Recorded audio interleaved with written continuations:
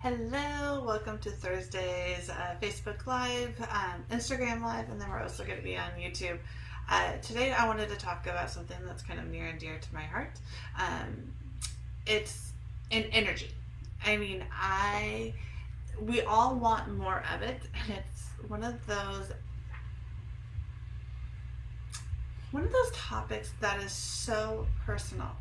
And so I'm going to go over some tips on how to increase your energy. But here's the thing. What is my golden rule may not be your golden rule. And I get so frustrated when I hear and read these articles where they're like, do these 5 things and you're going to have tons of energy. It doesn't roll like that. We are so uniquely different, what our body needs, how our routines work. And so here's my disclaimer. I'm going to go over some of the 5 common core things that you can do to increase your energy that I've found across all my research through all the years.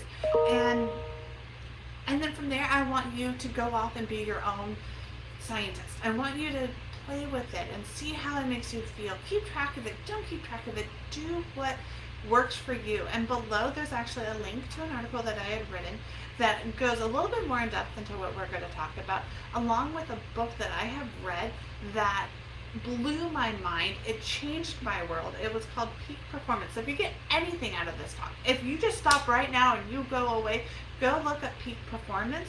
The author is, I haven't written it down, that's how important it is. It's Brad Stulberg and Steve Magnus, and it's Elevate Your Game, Avoid Burnout, and Thrive with the New Science of Success. And their principles, their way of logic, of thinking about energy was fabulous. I hope you take away from that. So a little bit about my background.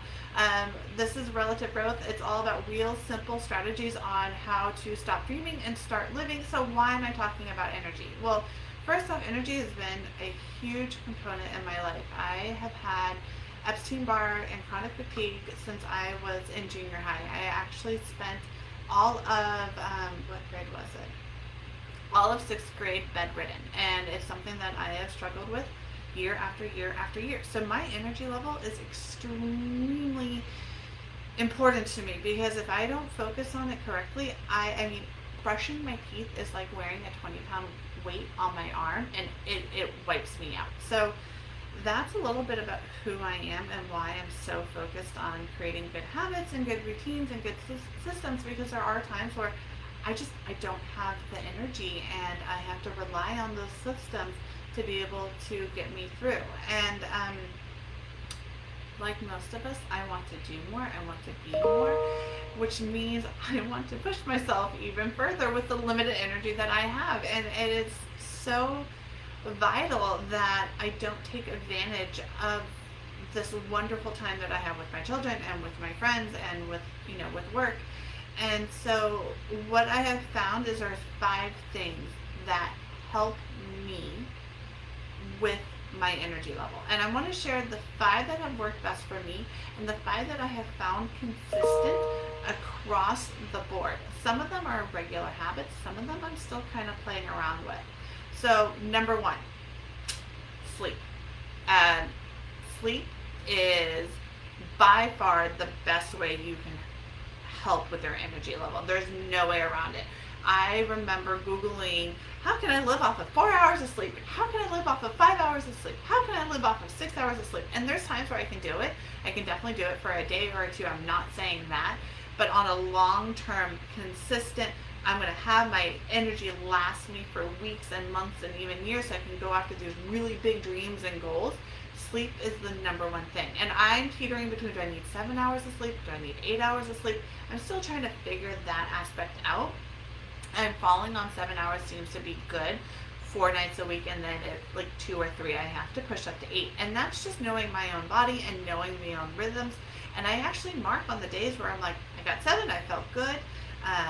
There's days where I'm like, oh, it's a Wednesday, it's that hump day, and I found that 8 is actually what I need on a Wednesday. Who knew? Go figure. So it's very much, you need to find what works for you. I know people who thrive off of 6 hours. I'm so jealous of you guys. Or 4 hours. I mean, it's a very small percentage of us.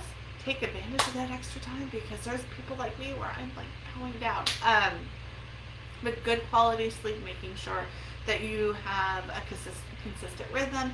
And I'm not going to tell you where it's going to be go to bed early and get up early or stay up late, and go, because from what I'm finding in studying different CEOs, it really comes down to when your body is most productive. For me, I rock and roll when I get up between 5 and 6 a.m. and I do all my big important stuff early on. That means I have to go to bed earlier. As much as that stinks, but I mean, if I want to get 7 hours of sleep, that means I'm in bed by 10. So that definitely comes into play.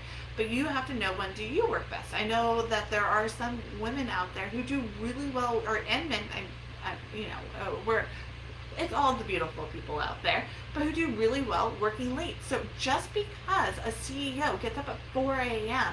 and does his prime work, if that's not when you do your prime work, don't force yourself. You are you. You're uniquely beautiful. You're uniquely awesome. Find what works for you. So if nighttime is your time when you thrive and when you work, then sleep in a little bit later if you're able to do it that way. So figure out when you have the best energy. So that's that. Number 2, move and or meditate. And I say and or meditate because there was times when I was bedridden where moving was not an option for me. So if you find yourself to where you're limited to movement, or if you're limited, try meditating instead of moving. And when I say get up and move your body, once again, I am a huge fitness, it's a huge part of my life. It always has been. But here's the one thing that I figured out is fitness is very personal. The workouts are very personal. You need to find the workout that feels good for you. So when you're new to finding out what you need to do to move your body for 30 minutes, try it all. Try the yoga class, try the spin class, try the weight class, try the dance class, try the walking, try the hiking, try the swimming, try it all. If it does not feel good, and if you tried it a few times and it still does not feel good, leave it. I mean, and here's for example, I love to work out, but I do not do Tai Bo because it hurts my back. I don't run because it hurts my knees. And I'm not in this for the short gain. I'm in this for the long haul. I want my body to stay healthy. I want to be able to move it for years, not just months. So if it hurts your body and your joints, please don't do it. Your body is a temple. Take care of it.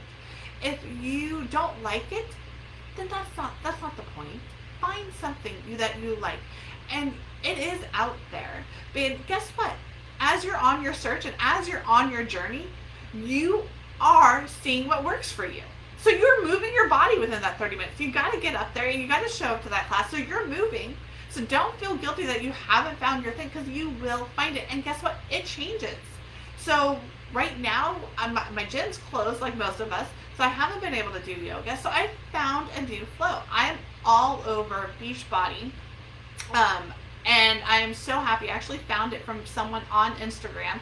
She was posting about her classes. I gave it a try, and it's become my new go-to. It's kind of my new thing that I like to do to move my body. I've also gotten into hiking. I'm sure you've seen the photos out there. And that's become my new go-to. So things do evolve. They do change, and be flexible with it.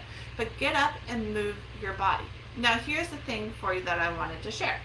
If you have a dog, they need to move. And I know this because I have multiple, and if they don't move, they get aggressive, and so I have to walk them. And I have something that I call my 3-fer. And it has become the core of my day. If I can't actually work out, this is what I do, because it feels so good. And anything that's a 3-fer makes me feel good. So the dogs need to be walked. So I walk the dog. I love to listen to audible books so I can grow my mind. And I do a quick mile around the block that moves my body. And it's usually 20 minutes. It's not 30, but I move my body. It's a 3-fer. I strengthen my mind. I take care of the dog's needs. And I move my body for 30 minutes. And it feels good. This has become a core of my routine and habit. If I don't do it, I feel off balance. So there you have it. Move or meditate for 30 minutes. Still working on the meditation. I will let you know how that goes when I get there. But I still haven't got there. I'm growing. So number 1, sleep. Number 2, move and meditate. Number 3, take breaks. this one is all for my A-type personalities out there. I'm raising my hand with you. I prided myself that I can work like a workhorse for 90 minutes. And studies show it's 30 to 45 minutes is where our adult minds have max ability. And I was like, I got 90. But guess what? It's true. I find that I do better when I take breaks. I also found it. And so you're going to have to play with this. What kind of breaks do you need? Do you want a quick walk around the block? Do you want to go on Instagram for 5 minutes? What is it that you need that you can do in a 5 or 10 minute break every hour on the hour? And I want to share a story with you because this was helpful for me and hopefully it can help you too. I would find that I could go for a really long time, but I was like, I'm going to give it a try and see what this break thing is all about. How can I refocus, gain my energy? So it wasn't a problem of productivity. I could be productive, but by the end of the day, I was spent. So I was looking on how to elongate my energy. I also found that when I would take breaks, a 5-minute break would turn into a half an hour and a 45-minute break because I couldn't refocus back on the task. Totally a bad thing, not good. So here's what I did. So for me, I actually worked in, it's a 2-fer, it's not a 3-fer, but I worked in my water intake. We need to be drinking. We have, and that's actually going to be next thing on our list. And so I worked in getting up on the hour or on the hour and 45 minutes, whatever it might be. And I would either refill my tea or I would refill my water. I will link in the article, ways that I make my water interesting. And I have a lot of really good, yummy add-ins. And I just found another new one. And so take breaks. So if you're like me and you have trouble refocusing, do it on a simple thing. You're going to get up, you're going to fill up your teacup, and then you're going to sit back down. Very simple. So number 1, sleep more. Number 2, move or meditate. Number 3, take breaks. Number 4 on how to increase your energy is water. And simple. We've talked about water a few times on these channels and across the board. Water is our life. If you wake up and you feel sluggish, it's because you need more water. If you lips are chapped, it's because you need more water. It's the one thing that we can do that helps catapult so many healthy habits. It helps with diet and exercise. Guess what? It helps with energy too. So drinking water, whatever goal you want to choose, and it doesn't have to be a gallon. You don't have to go to the extreme, but it could be more than what you currently are. Like, how much water do you currently drink a day? Is it a 20-ounce cup? If you are, great. If you're not, let's at least start there. Drink one 20-ounce cup. If water tastes boring, I will link an article in the other article about 14 different ways that you can make water taste great. And I hear you. I get so tired of water because that's all I drink. I don't drink juice. I don't drink sodas. I drink water. So I have this regime of ways to keep water interesting. And that comes along with, I have my favorite teas. I love sparkling water. I also actually have now started doing my vitamins in my water. So I take a collagen supplement that I mix into my water and it gives it this nice little flavor. Or I do it's calm, it's magnesium. And that gets mixed into my water. So I'm like looking forward to taking my vitamins because it has this flavor to it, but it's healthy for me. So there you have it. Last and final is your diet. So, and this one came from the Peak Performance. And so check out his book and hear more on that. And it has nothing to do with if it's vegetarian or if it's meat or if it's, more veggies, but it's using more whole foods in your diet. So fruits and vegetables and good quality meats and pasta. And you can say, hey, Sabline, I'm on a budget, and I hear you. And there are ways around that. You can eat healthy on a budget. And it's really, there's certain tips and tricks that you can have, and I'll link that in the article that's linked down below. But having a good, healthy diet is what fuels your body. And I'm not saying 100%. God, no. Life, like food, is something that is worth living for. And I actually have a friend of mine that we love to work out so that we can eat. I know, it's so silly, but that's kind of what it is. And so I implore you to play around with different things. I'm not going to tell you what works best because my husband does better when he eats more red meat. And guess what? I don't. I do better on a more vegetarian, bean-based diet. Some people don't want carbs in their diet. I know that I need to have a little bit of carbs in my diet. Healthy carbs, good quality carbs. So you have to, once again, play around with different diets that are going to work for you. The key is finding what is going to bring you energy. What's going to bring you clarity? What is going to make you feel good? So we're not talking about weight loss. Take the weight loss off. That will come when you have a good, healthy diet. I am talking strictly, is your mind clear? Is your body feeling good? That all comes from a good, whole diet, whatever that may look like to you. So there it is, the 5 things to focus on if you're looking to increase your energy. And I wrote them, sleep. I can't even say that I wrote them the most important, because you know what? That's you. You got to play around with it.